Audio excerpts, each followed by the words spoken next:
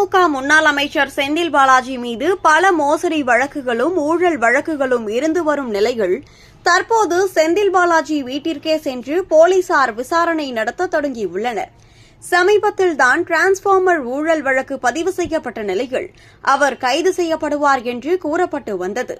தற்போது போலீசார் நேரடியாக விசாரணை நடத்த தொடங்கியிருப்பதால் அவர் விரைவில் கைது செய்யப்படுவது உறுதி என தகவல்கள் வெளியாகியுள்ளது.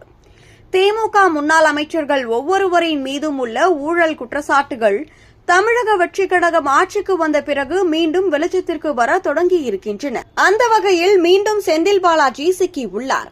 திமுக முன்னாள் அமைச்சர் செந்தில் பாலாஜி மீது ஏற்கனவே வேலை வாங்கி தருவதாக கூறி பணம் பெற்றதாக எழுந்த கேஷ் ஃபார் ஜாப்ஸ் வழக்கு நிலுவையில் உள்ளது. வேலை தேடிய இளைஞர்களிடம் லட்சக்கணக்கில் பணம் பெற்று அரசு வேலை வாங்கி தருவதாக கூறி மோசடி செய்ததாக இந்த வழக்கில் குற்றச்சாட்டுகள் முன்வைக்கப்பட்டன. இதன் அடிப்படையில் அமலாக்கத்துறையும் பண மோசடி வழக்கை பதிவு செய்து விசாரணை நடத்தியது. இதே வழக்கில் அவர் 2023 கைது செய்யப்பட்டார். மேலும் அவர் மின்சாரத்துறை அமைச்சராக இருந்த காலத்தில் டிரான்ஸ்பார்மர் கொள்முதல் டெண்டர்களில் சுமார் 397 கோடி ரூபாய் அளவுக்கு முறைகேடு நடந்ததாகவும் குற்றச்சாட்டுகள் எழுந்துள்ளன. இந்த விவகாரத்தில் சென்னை உயர்நீதிமன்றம் சிபிஐ விசாரணைக்கு உத்தரவிட்டதை தொடர்ந்து சிபிஐ தற்போது வழக்கு பதிவு செய்து விசாரணையை தொடங்கியுள்ளது. இந்த விசாரணை செந்தில் பாலாஜி பதவியில் இருந்த காலகட்டத்தை சேர்ந்த டெண்டர் நடைமுறைகள் குறித்து நடைபெறுகிறது.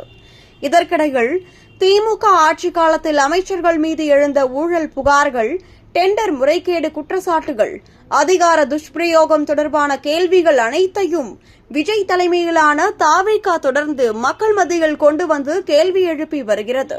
மக்கள் வரிப்பணத்தில் நடைபெறும் ஒவ்வொரு திட்டத்திற்கும் வெளிப்படைத்தன்மை வேண்டும். குற்றச்சாட்டுகள் மீது நேர்மையான விசாரணை வேண்டும். தவறு செய்தவர்கள் யாராக இருந்தாலும் சட்டத்தின் முன் நிறுத்தப்பட வேண்டும் என்பதுதான் தாவேகாவின் நிலைப்பாடாக இருக்கிறது. செந்தில் பாலாஜி விவகாரத்தில் சிபிஐ விசாரணை தொடங்கியிருப்பது திமுக ஆட்சியில் மறைக்கப்பட்டதாக எதிர்க்கட்சிகள் கூறும் பல கோப்புகளும் இனி வெளிச்சத்திற்கு வருமா என்ற கேள்வியை எழுப்பியுள்ளது. விஜய் தலைமையிலான தாவேக ஊழலுக்கு எதிராக குரல் கொடுக்கும் அரசியல் சக்தியாக தொடர்ந்து செயல்பட்டு மக்கள் பணத்தை கொள்ளையடித்ததாக குற்றச்சாட்டு உள்ளவர்கள் மீது சட்டப்படி நடவடிக்கை எடுக்கப்பட வேண்டும் என்ற கோரிக்கையை வலியுறுத்தி வருகிறது. வரும் நாட்களில் விசாரணைகள் தீவிரமடைந்து ஆதாரங்கள் அடிப்படையில் குற்றச்சாட்டுகள் நிரூபிக்கப்பட்டால் முன்னாள் அமைச்சர்கள் உட்பட யாராக இருந்தாலும் தண்டனை பெற வேண்டும் என்பதே தமிழக மக்களின் எதிர்பார்ப்பாக உள்ளது.